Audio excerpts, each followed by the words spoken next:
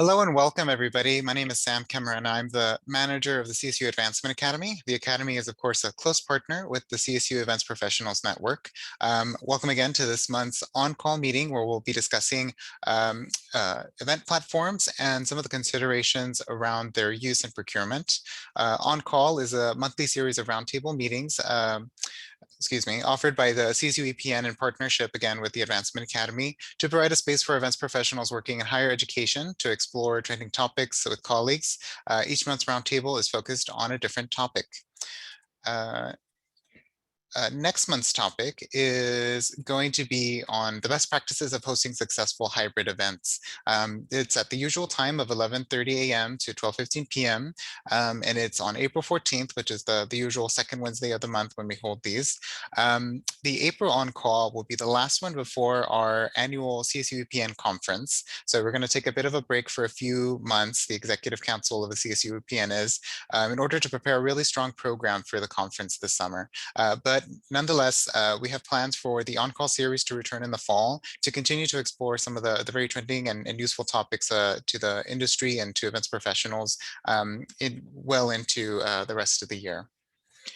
On-call is just one of a few value-added benefits of being part of the CSUEPN. We also provide a listserv where you can post questions and get answers from colleagues. I know a lot of us like to use that particular resource. And if you haven't signed up to be a part of it yet, please join today. We just dropped the link in the chat for you to fill out a form to join the list. And if you have any questions on becoming or joining it, using it, or any issues, feel free to send me an email, which is also in the chat. My address is there.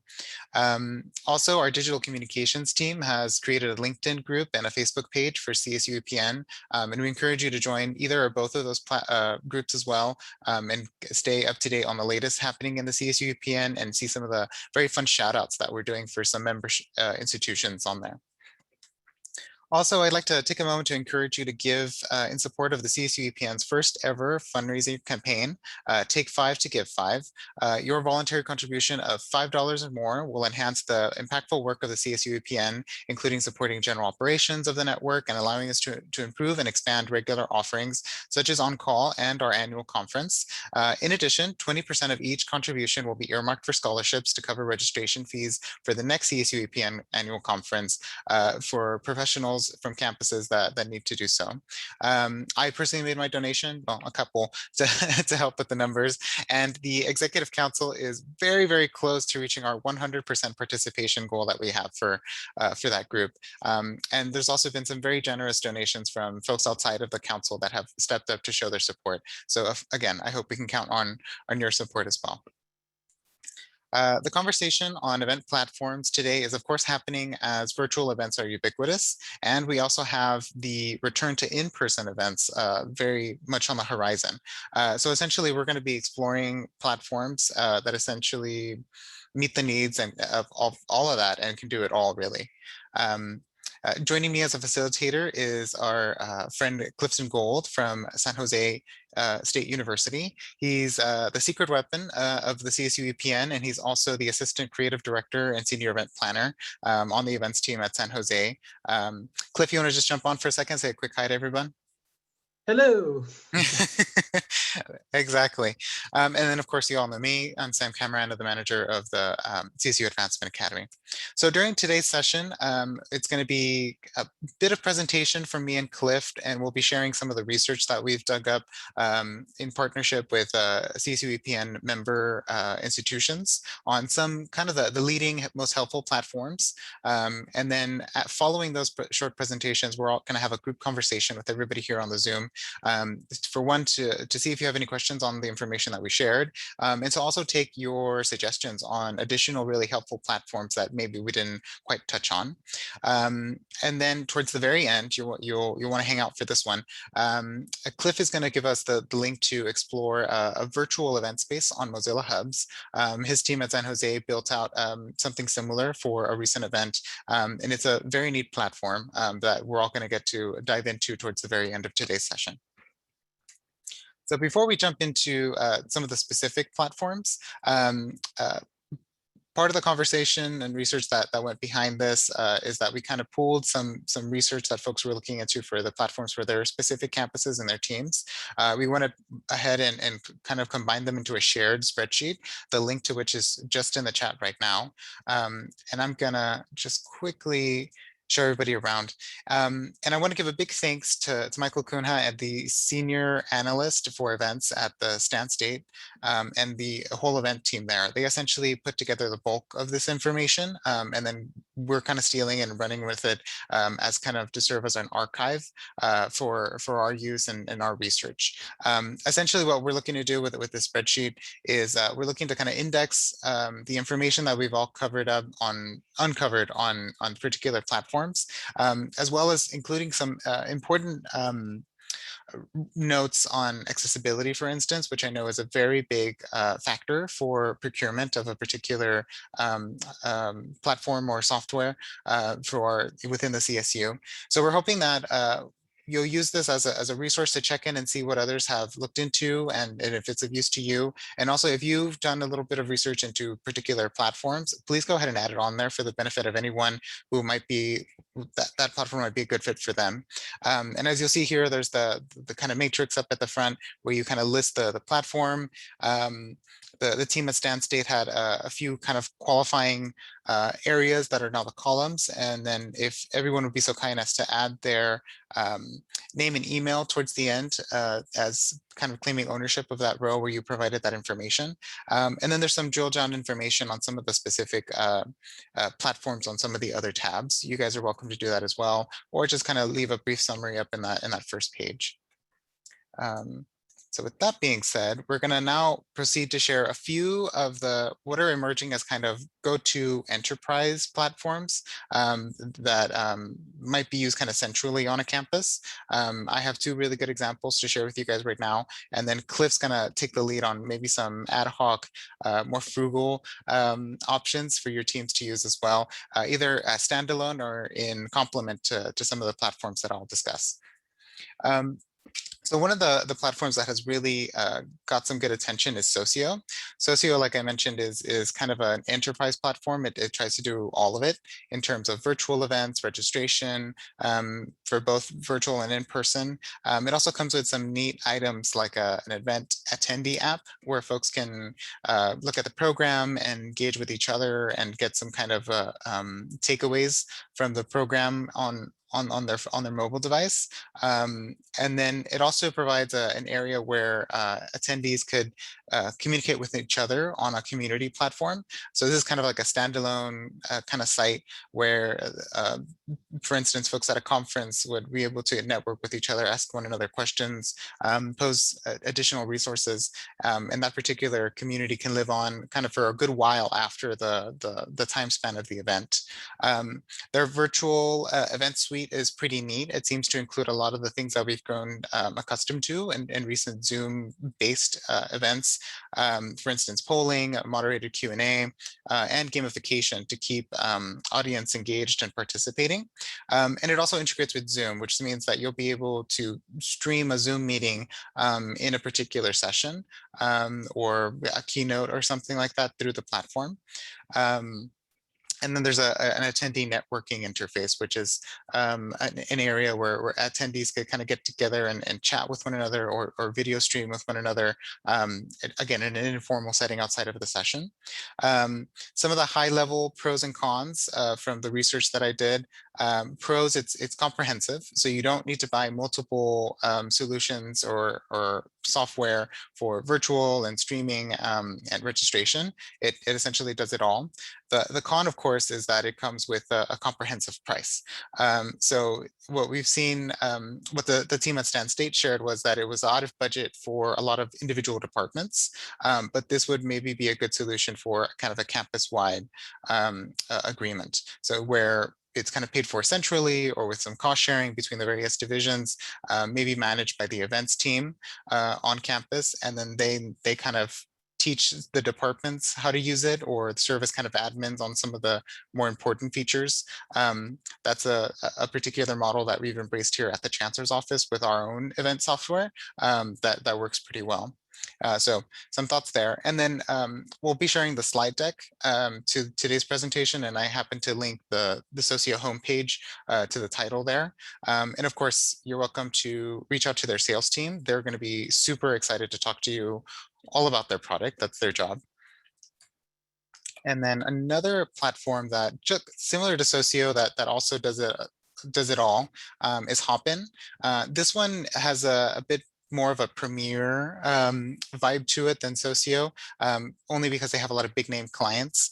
Throughout their website, they advertise the Fortune 500 companies that have used them, as well as events that hosted millions of attendees. So the bandwidth and capability of this particular interface is very powerful. They also have a particularly strong streaming service. They bought StreamYard, which was kind of the premier streaming service platform out there on its own. It's now part of Hopin. And then it also allows for simultaneous video streaming, which I'll tell you is something that the tool we use at the Chancellor's office can't do. And I've seen a couple others that have run into a bit of a hiccup on this particular item as well. So that sounds like a neat feature. And again, like I mentioned, it's capable to broadcast to millions of attendees or audiences. They also have a virtual lobby where attendees can kind of join the event and see the schedule and kind of pick and choose the different sessions that they want to take a part of that. And it's also a little bit more robust than some of the web pages we might have seen on recent conferences. And then it has strong integration for other connected or related software for marketing or for CRM. And that's really important for the private firms that they work with, because they like to track engagement and interest from the folks attending the conferences. But it also might be of interest to, for instance, our advancement teams on campus that for instance, it's an alumni event and they want to track who attended and make sure that those folks are put into the appropriate portfolio or engaged with the appropriate follow-up.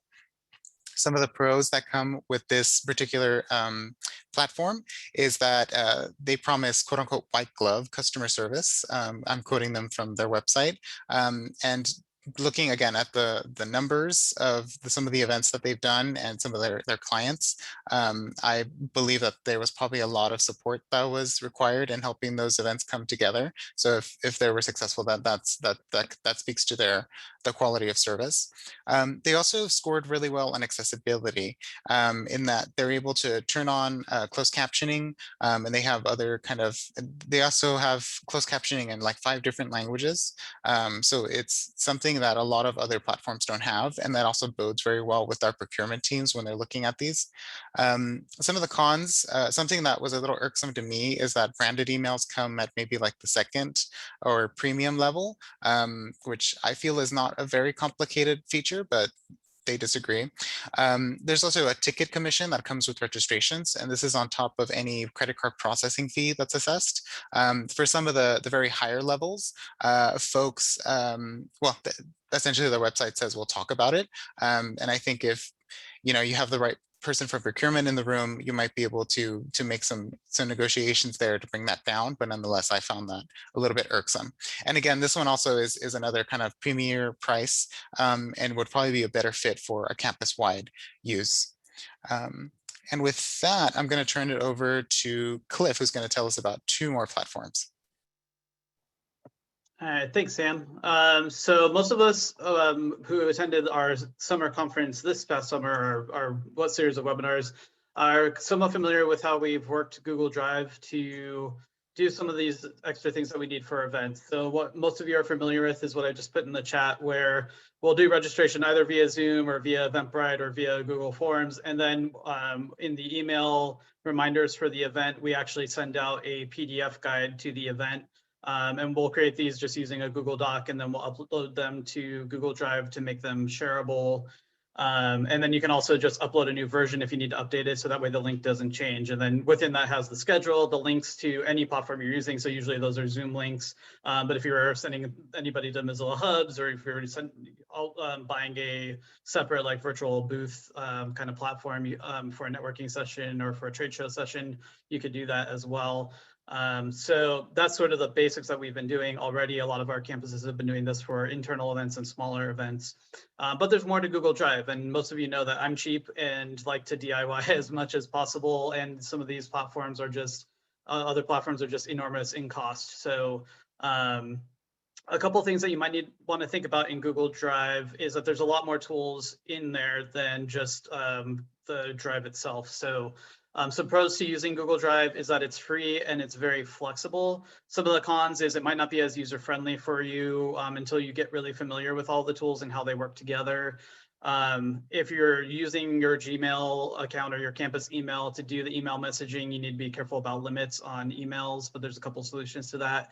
And so I would say there's also a little bit of manual getting people access to different things in the event. So I would try and keep it to maybe like 250, maybe 300 people, unless you figure out some ways to automate some more things. So a couple ideas on how to use Google Drive is you can still continue to do Zoom for the conferencing sessions and then provide those directories and links. You could use Google Hangouts or Meet for some of those sessions as well. I found it to not be as flexible as Zoom or as reliable as Zoom, but it's still definitely an option. And then you can also do a live stream to YouTube or Vimeo, and you could use StreamYard or you could use Zoom to connect to any of those as well. And you can always embed those into your event website or your Google Sites, which brings me to the next one that not a lot of people know about. Oh, sorry, not the next slide, just the next point.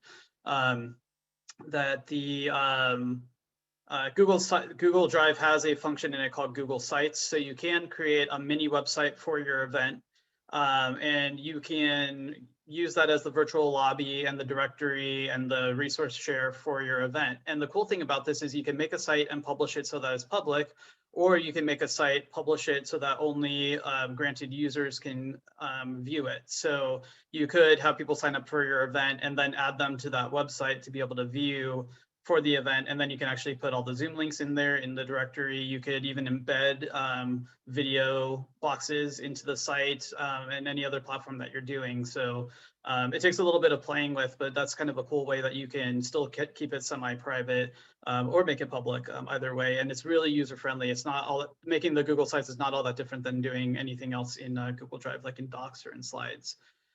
For registration, you can also do Google Forms. You can do Eventbrite. We'll talk about that next. But Google Forms, if you're just doing a free event, is a great way to collect the registration information. Again, the website for the event can be the Google site. And then another lesser known feature is Google Groups. And there's a couple ways that you can use Google Groups. A lot of us are familiar with Google Groups as more of a newsletter type style because that's how a lot of our campuses use it. So if you need to basically have an email marketing or email broadcasting tool for your attendees, you can add them to a Google group, make yourself the moderator of the group, and then make it so that only the moderators can send things out, and then everybody, all the users on it will get the email. So if you need to do more extended communications to a larger group, that's a good way to do that. The other way that you can use Google Groups is you can actually make it a forum. You can turn off the automated emails to all the users, add your registrants to that platform, and you can batch add people to Google Groups, and then you share the page with them, and it looks like basically any kind of online forum, but the composition tools are much like what you have in Gmail. So you can start a couple threads and pin them as the moderator, and then people can also add messages. So if you want to have discussions on the side of the event, or if you want to have a meet a vendor, you could have them each like put a welcome message, and then people can ask them questions. So you can kind of get a forum out of that as well. And then for shareables, not only can you just create a shared Google Drive folder that you share out with your attendees, and then you upload all the presentations and videos and stuff from the event in there, you can also embed things from Google Drive into Google Sites. So if you want to have people watch a pre-recorded video, you can actually put it in a page with some context in it. You can also embed Google group pages into Google Sites as well. So if you want people to be able to interact on a forum without leaving the website or going off to a separate tab to have Google Groups open, you can keep them on the site that way. So it takes a little bit of playing around with, and we haven't done all of this in tandem yet. We've done this in bits and pieces, but there is a lot more in here than meets the eye. And if we want to do any kind of session later on where we set up a mock event using that and then show how we did that, we could definitely think about that. So if you're interested in something like that, put your name in the chat, and we'll keep the little directory of that. Okay, so moving on to Eventbrite. Eventbrite is another event platform that we most of us are familiar with. It's but they've added some tools for virtual events. So the nice thing about Eventbrite is if you're doing free events, there's no cost to you to use it and to have an account. And for paid events, the ticketing, the ticket percentage fees are very reasonable, and you can choose to pay them or you can choose to have it added onto your guest tickets. So some of the things that they've added for virtual events, you can email your attendees and send them updates, but you can also actually sync it to your Zoom. So you can put the Zoom for the event in there, give it the access to your Zoom account, and the registrants will sync between the two. So your reports on your Zoom account and your reports on your Eventbrite will actually match. And then the cool thing on the day of the event is the automated emails. It'll be like your event is starting, and then they click the link, and then it'll take them to whatever link you put. So if that's Zoom, then there's the Zoom. You can also embed Vimeo or YouTube, or Twitch, and other platforms. The one downside to this is we moved off of Eventbrite. We used to use it all the time, but then we moved to iModules as a campus, so I haven't used Eventbrite in a while. There was a way where you could do multiple dates and times, so you could actually do like your plenary sessions and your breakout sessions all with, so people can click on which sessions they want to attend. And I haven't been able to find that with the virtual events. That's not to say it's not there. So I would definitely check out their product page and test it out and see if that would work for you if you're doing a complex event. And there are some workarounds too, where you can use the custom questions field to have people sign up for virtual tickets for sub events, and you can email them the links to those events. Because when you send emails through Eventbrite, you can select based off of custom registration questions. So you can kind of pull sub reports that way to do that. So that's just another thing. And it's also, again, you can do paid events. So if you would otherwise use a Zoom webinar registration, but you need to collect money, a lot of campuses have been okay with using Eventbrite to do that. So definitely check with your procurement department and your accounting team, but that's definitely an option there too.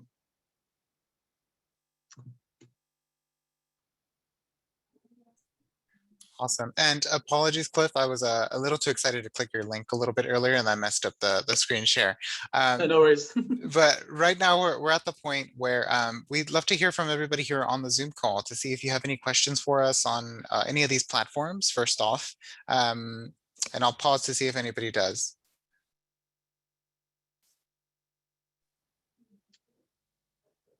And then go ahead. Yeah, Cliff. I have one. Do you want to give us a little update about your experience with Events Air as well? Because we use that in the summer conference. We did, and I'll tell you, events. Well, the way we went about buying it at the Chancellor's office was a bit of an expedited process. Apparently, our subscription for CVent, which we had before, kind of ran out, and we started having to pay market price for registrations, which was insane. It was like $2 or something for registration, and this was 2018, back when we were doing, there was a meeting at the Chancellor's office every day. There was conferences all throughout the year. It was insane. So our procurement and our finance team went in together to very quickly purchase Events Air, which was it promised a lot of things and it worked very well. One of the things that has been really difficult for the staff at the Chancellor's office is that there is a bit of a learning curve on it. The way the interface is set up, it's all very neat, but that means everything's tucked away under several clicks. So humongous learning curve there. Also, they were the first ones on the scene with a bit of a streaming platform with their On Air, which we used last summer, which again, for it being the first one out, was a really good job. But in the subsequent weeks and months, there's some bugs that remain, and as that field gets a little bit more crowded with some of the other competitors, it's really falling behind. Also, they're still charging quite a very premium price to use it. We were able to negotiate them away from that when we used it last summer for the CSUEPN conference, but yeah, there's some pain points with them that I would, to the point where I wouldn't necessarily recommend that to anybody. But at the time when it came out on the scene, it was just them. So in that sense there. But again, I'm sure this is something that is shared kind of communally amongst the group, working through all the different use cases for a particular vendor. And like I said, the situation at the Chancellor's office was rather specific. It was rather urgent too. So we jumped on them rather quickly. But hey, that's procurement at the CSU for you. I have a question following up on that, Sam. It's Monica from San José State University. Hi, Monica. Hi. Is the Chancellor's office going to be looking into, or are they open to looking at other platforms to negotiate system-wide pricing? That would be a matter of interest throughout the CSU. I know we generally work kind of on a committee basis. So if there's a certain number of campuses that are very interested, and for instance, there's like one that already has a contract, we usually pull some of that language and put together a master pricing agreement. So one of the other useful cases for the shared spreadsheet that I shared earlier is if folks are particularly interested in one of those solutions, please kind of note that in there. And share it with me. Because the first thing procurement's going to ask me when I breach the conversation of master pricing agreement, they're going to be like, which campuses are interested? And that way I'll have some documentation of who's interested, and then we can talk next steps, which would essentially be bringing the platform to the table and negotiating price in terms of bulk pricing. We Maybe joke. had a currently using the platform and an interested in using the platform. Oh yeah, definitely. Yeah, That would be helpful. we can add those columns to the list. Great. Yeah. Thank you. And then I see I've got a direct message here and a question. So using other platforms versus Zoom. So Zoom is a very powerful tool. It's very neat because it's very user friendly. Everybody jumped on it very quickly, and it's become kind of a quote unquote experts. But what we're seeing now too on a lot of these big events is that it doesn't do it all. It beyond what is essentially a work meeting or a webinar, it really struggles. So what some of these other platforms provide is kind of the bigger base or interconnectiveness that tries to replicate what essentially would be like a really big conference or a complicated event with multiple sessions and multiple things happening concurrently. And a lot of these platforms are aware of how successful and how ubiquitous Zoom is. So they allow kind of Zoom to feature in it. You can broadcast meetings through the platforms and webinars in that sense as well. So it all comes down to what kind of event are you trying to have and what are the tools at your disposal.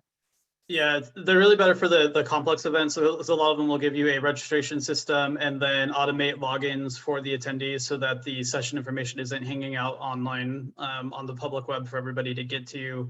And then also providing kind of some hope, like anytime during the event, you can go back to the networking area. It's not just a timed session like you would maybe have if you were doing some of these more DIY sessions. Yeah, and I see that there's a question in the chat about accessibility resources. So I know that, well, I'll mention what I know from Zoom just because I have a hands-on experience from that.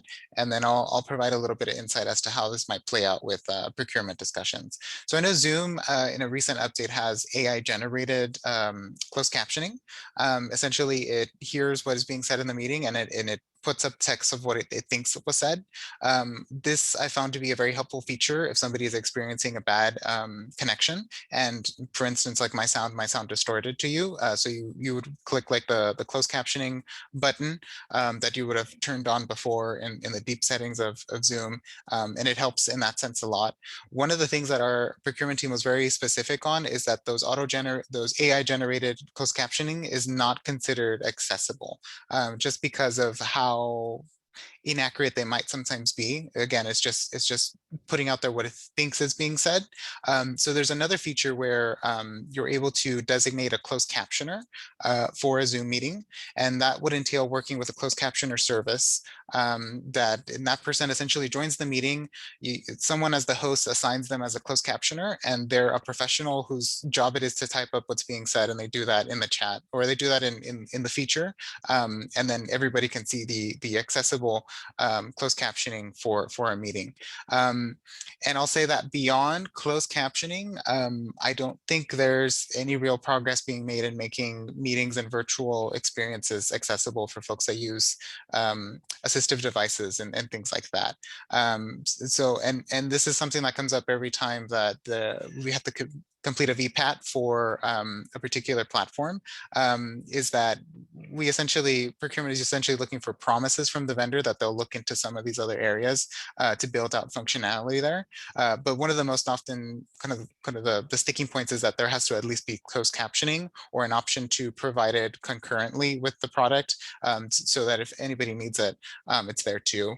This is particularly important for public events. Anything that is kind of marketed towards outside of the university, you very much want to make sure you have your closed captioning available. Again, for anybody who might need it and is at least able to request it to be turned on.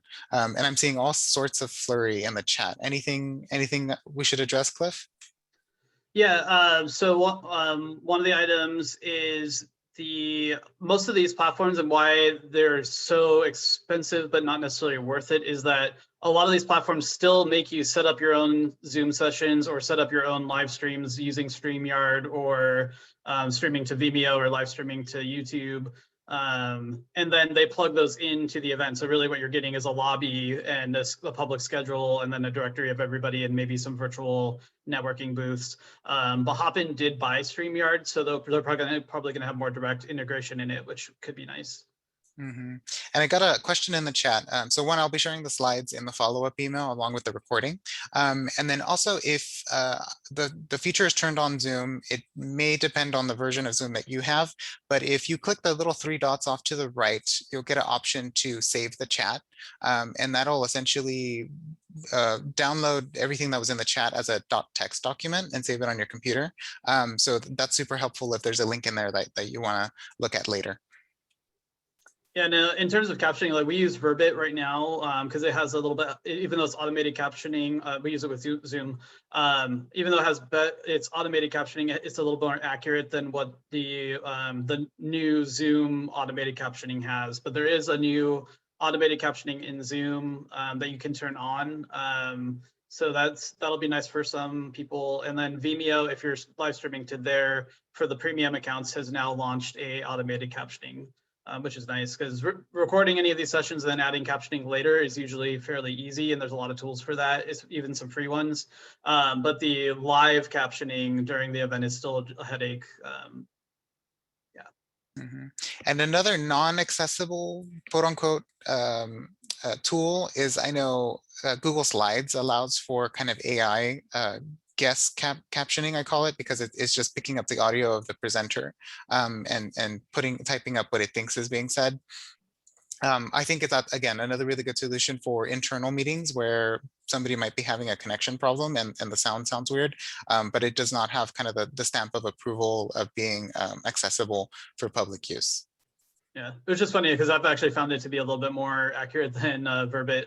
You can actually turn it on if you want to do a little test. Yeah, let me. The thing to keep in mind here is that it's going to take whoever's sharing the screen, it's going to take their audio for it, whoever is actually running the slideshows. So if you're going to have multiple presenters, that's a case where you're going to need to have each presenter share their own screen and their own slides and turn this on individually to get the most accuracy. Otherwise, it's going to like, if I'm talking and Sam's the one that's sharing the screen of Google Slides, it may hear it through the speakers and try and translate it that way, but it's not going to be very accurate. Okay, let me see. I think I just turned it on. Testing. Oh, they would come up in the white text in black bars towards the bottom of the screen, but I don't think I clicked it right. Cliff, do you have it on top of your head where it lives? Yeah, go ahead and hover over the slide, the full screen slide. Mm-hmm. And then the Google Slides toolbar should show up, and then there should be a caption button. Oh, you're right. Yes. Testing. Yeah, look, you can see there that the text is coming up and everything is being said. But again, it's just limited to whatever I say into my computer. And unless I have kind of a speaker on that picks up everybody else's audio, they're not going to get it. So again, really helpful. I think this is if you're presenting to many and it's an internal audience, perfect for folks who might have unstable audio. And I think I'm going to turn it off because it's freaking me out how much I talk. But it actually is really accurate. You even saw it auto-correcting the TOO to TO and stuff too. So I think there's some good stuff there. So a neat tip for everybody.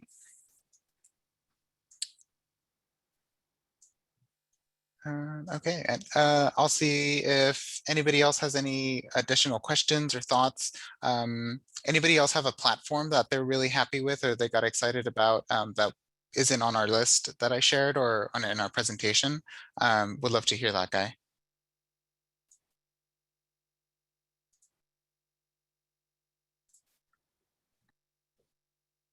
Awesome. Cliff, do you think we should transition over to, oh, thank you, Chelsea, for sharing eCam. Cliff, you want to talk about Mozilla Hubs now? Sure. Okay, so Mozilla Hubs is not really a full service event platform like these other things. This is just another tool in our toolbox of things that we can offer. So let's go to that first slide of what it is. So Mozilla Hubs, and you can check it out at hubs.mozilla.com, and then as well as at the end of this presentation, we have a little fun playroom set up so everybody can experience it who wants to. But basically, they're 3D rooms, and then everybody who joins the room has little avatar bots, and you can actually walk around the room almost like you're in a video game. And the audio is spatial, so as you get closer to people, you can actually talk directly with them, and you'll hear them. And then as you step back, you'll hear more of the ambient noise in the room. So it mimics basically a real in-person environment in a 3D way. It allows people to communicate naturally, and you can also do some of the same things you can do in Zoom with screen sharing, reactions and whatnot. So we'll talk about some of that. So some use cases, you can use this for virtual receptions after maybe like your main Zoom plenary Zoom sessions. You can do networking sessions with them and set up a couple different rooms based off of topics, and then provide a little directory of links. You could set up virtual booths as well if you get comfortable with if you get comfortable with how to customize rooms and setups, and we'll talk about that.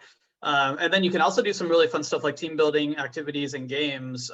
There's actually a couple preset scenes that are mazes. So you could actually do a race through a maze. If you get really into it, you could set up an escape room and put little clue objects around the rooms.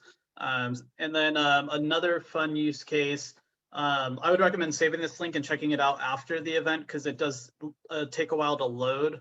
But our Beethoven Center in our library actually recreated the entire center as a 3D experience. And then you can actually click on all the exhibits and the curator cards come up, and you can read more about the history of the different items. So that's a whole other use case.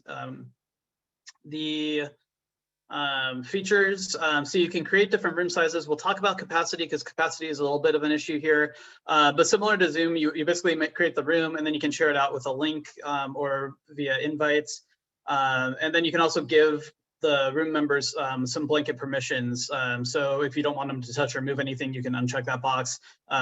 You can do things in here like you can take little camera pictures of your avatars together, but you can also like turn those off. You can let people fly around, but we also turn that off because that gets really hard to navigate. So, and then let's see where we're at. So capacity. The capacity is a little interesting. It allows you to make larger rooms than this, but the recommendation is that you don't do a room over 25 people. And part of the reason of that is to ensure performance across devices. So if somebody is accessing this via mobile, the more people that are in the room, the harder their phone device is working to kind of keep that experience going. However, a lot of people can also watch from the lobby, and you get the full chat box in the lobby as well. So you can chat with people that are in the event as well. So you could, if you're doing this for group activities, you could have everybody in the lobby and then just pull in 5 or 10 at a time to do the activity and then switch it around. Or you can set up multiple rooms. So if you're doing a virtual reception or a networking sessions, you could do a couple of rooms by topic to meet the capacity that you need for the event. And then some features, it does allow you to choose or create a scene. There are a ton of scenes already in there, so you don't have to customize if you're not comfortable with that. You can just pick one. So originally when we were gonna do the playroom for today, we were gonna present this with our gamification in December. So we actually set up a little holiday room, and then I just switched it over this morning to more of a Hyatt. Sam and I were joking, it's like the Hyatt meeting room generic, but there's lots of scenes already there. And then you can also customize a lot of these scenes as well. So you don't have to build everything from scratch. You can just add to these scenes. So a couple other features, it has really easy link sharing, and you can also embed this too. So if you're creating a home on your website for this event, you could embed a window so people can participate without jumping to another browser window. And then so basically what it looks like is when they click the link, they'll end up in this lobby page. And again, they'll have access to the chat box here, or they can enter the room. And then when you go to enter the room, you'll be asked to pick your avatar. And There's a lot of blocky avatars that you can easily customize, like just the color and the texture on. If you wanted to make something custom to your event, that's on the next slide. And then there's also just a bunch of fun ones. There's little like, Santa Claus hats, there's pumpkins, there's animals, there's all kinds of things. There's little robots. So you could make it fun. You could even, if you're doing an event, you could have awardees pick one avatar and then have guests pick another avatar and have administrators pick another avatar so that people can kind of tell who each other is. Some of the other features when you enter the room, that's on the next slide, is if you have a VR headset, you can connect this to a VR headset, but most people will just enter on screen. And then it'll ask you to share your mic and share your camera if you want to. And then once you're in the room, it's actually pretty easy to navigate. I am famously horrible at 3D games. When I went from Super Nintendo to N64, it was just horrible and still bad. My nieces laugh at me when I try and play Roblox with them because I just can't move or jump, and it's pretty bad. But I find this actually pretty easy. So you can use the arrow keys to move forward, back, right, left. And then to tilt the head around, if you want to look at a different place, you can rotate using the Q and the E buttons, or you can just click and drag with the mouse to move the head around and then move where you want to go. So I find that to be pretty easy. And then when you're in there, you also have options similar to Zoom. You can actually start your camera and then you'll have, like, basically above your avatar's head, you'll have a little screen that'll have your face in it, or you can share your screen. So if you were doing this as a networking session, the vendor could actually put up their little slideshow and do their little, what's it called, elevator pitch individually in the room. Additional to that, there are also reactions and chat, just like Zoom. So you can continue conversations there. If somebody is having trouble moving around, they could ask for help, all that fun stuff. And then a little bit about customizing scenes. I'm going to copy and paste these into the chat because you might want to save this for later. There's lots of tutorials on how to set up the scenes. I haven't done it, but in looking over it, it's not too different from if you've ever played with Google SketchUp before. And there's tons of existing objects like walls that you can drop in, existing rooms, and then you can furniture, things like that. So you don't have to like build those things from scratch. You can just sort of set up 4 walls and then drop in some existing furniture. So there's tutorials on how to do that. And then there's also tutorials for how to customize the avatars. These are a little bit strange, but in the avatar builder, you can at least skin the blocky one. So you could like do a step and repeat of your campus logos and just kind of create a wrap. And basically it looks like they're in wrapping paper. So that's an easy way to do it. So that's the overview on Mozilla Hubs, but really you have to experience it. So what we're gonna do is we're gonna wrap the call. I'm gonna pass it back to Siam in a second. And then we'll end the call, and then we invite you to click on the link to join us in the Mozilla Hub, and we'll play around in there for like another 15-20 minutes, and that way you can experience it. Yeah, thank you, Cliff. So like you said, I'll just wrap this up so we can all jump into this fun virtual space in Mozilla Hubs. Thank you all again for spending your lunch hour with us. Keep an eye out for more details on the April on-call that's coming in a couple weeks. Like I said, this is going to be the last one for a couple months as we get ready for our conference, but not to worry, on-call will be back in the fall. And of course, remember to join our Facebook, our LinkedIn groups, and our listserv to stay up to the latest on what we're up to. And you're welcome to send me a note if you're having trouble accessing any of those resources. And again, please consider making a gift in support of our Take 5 to Give 5 campaign, and further enhance all the programming that the CSUEPN does. And with that, we will move over to Mozilla Hubs. I'm just gonna leave the Zoom on for a couple more minutes as everybody makes their way over. And then other than that, have a great rest of the day, everybody, and best of luck on everything.